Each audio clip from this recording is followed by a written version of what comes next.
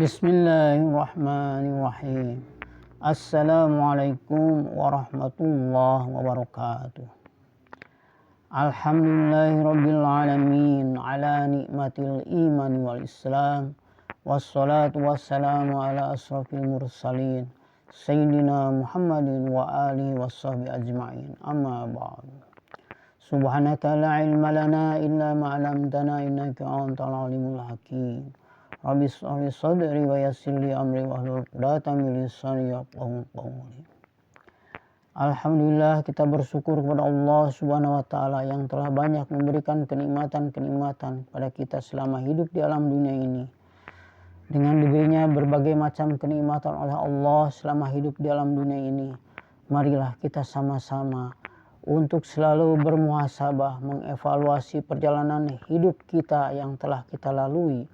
Mudah-mudahan kita di dalam mengisi sisa perjalanan hidup yang Allah berikan kepada kita dapat mengisinya dengan amal soleh, amal kebaikan, dan memohon kepada Allah ampunannya dari segala macam dosa dan kesalahan yang telah kita perbuat di masa-masa yang telah kita lalui.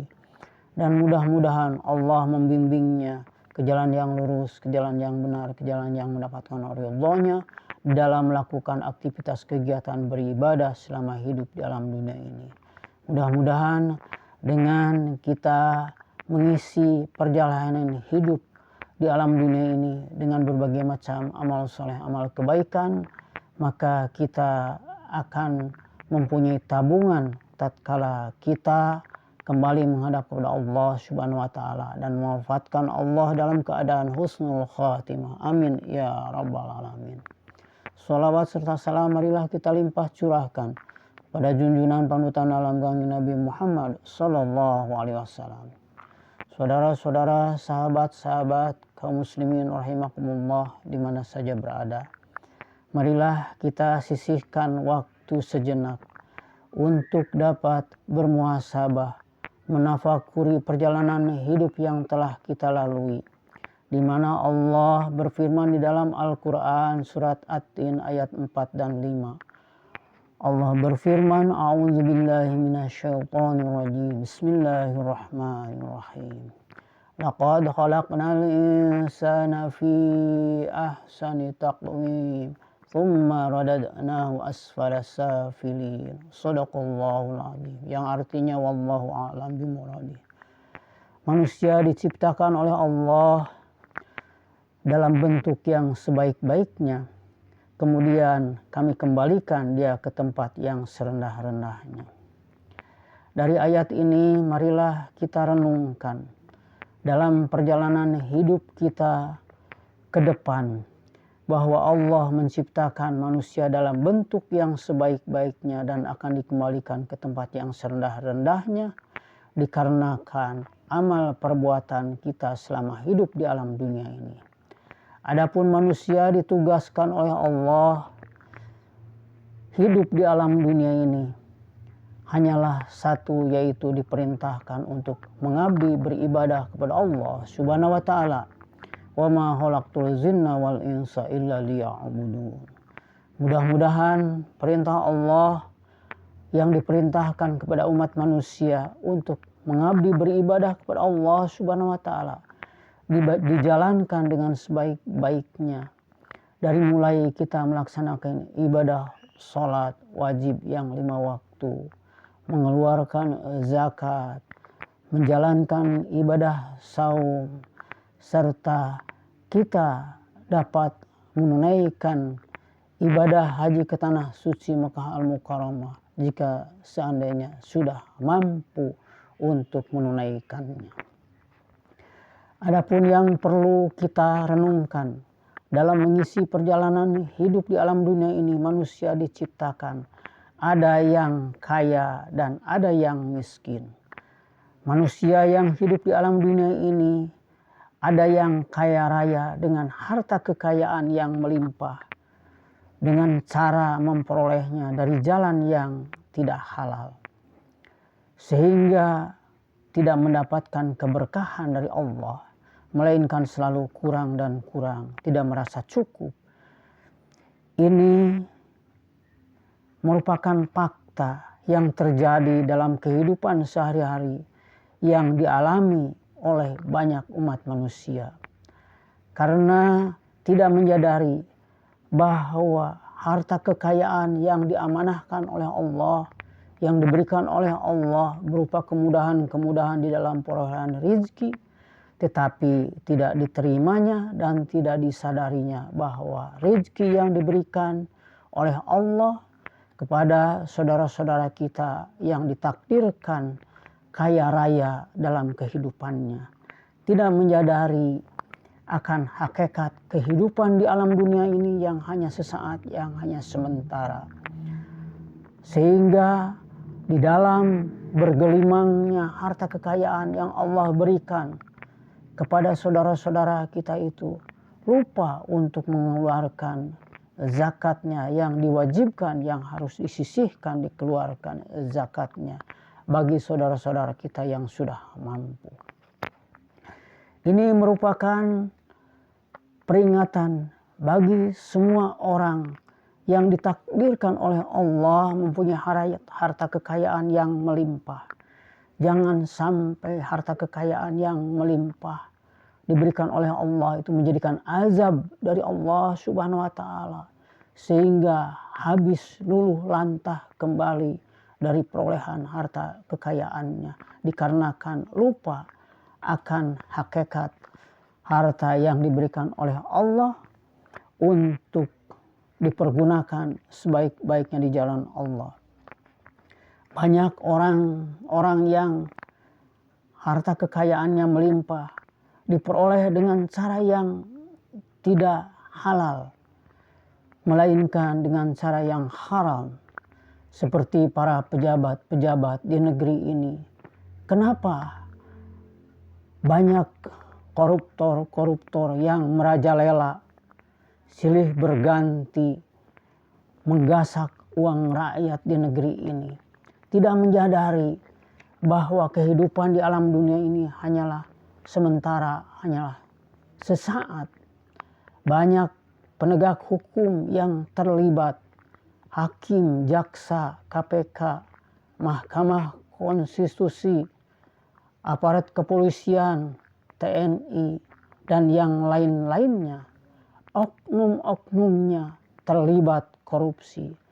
Padahal para pejabat yang sudah menikmati dari penghasilan gaji yang diterimanya mencukupi kalau dijalankan sesuai dengan kehendak Allah, dan Allah akan memberikan keberkahan kalaulah para pejabat di negeri ini menikmati jabatannya itu sesuai dengan kehendak Allah, menjalankan perintah-perintah Allah, sehingga dari perolehan rezekinya itu menjadikan keberkahan.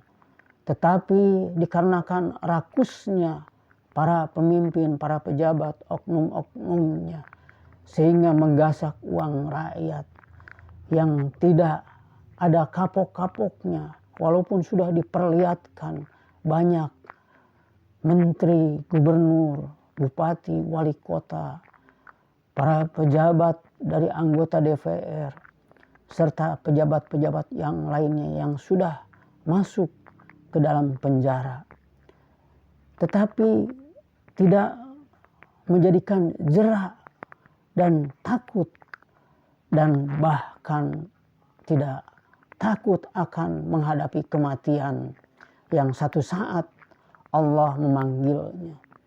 Padahal tidak ada satupun apa yang diusahakannya berupa harta kekayaan yang akan dibawa mati, melainkan hanyalah amal soleh, amal kebaikan yang akan dibawanya tatkala kita kembali menghadap kepada Allah Subhanahu wa Ta'ala. Mudah-mudahan kita yang masih diberikan kesadaran dapat mengingatkan kepada para pemimpin-pemimpin yang memimpin di negeri ini. Jadilah pemimpin-pemimpin yang jujur, yang amanah, yang dapat mensejahterakan kepada rakyat yang dipimpinnya. Jadilah pemimpin yang mempunyai akhlakul karimah, akhlak yang baik, dapat mencontoh kepada baginda Rasulullah SAW, bahwa Rasulullah SAW memberikan contoh keteladanan dengan akhlak yang baik, akhlak yang mulia, dengan kesederhanaannya dalam kehidupan sehari-harinya. Mudah-mudahan menjadikan pelajaran bagi para pemimpin yang memimpin di negeri ini.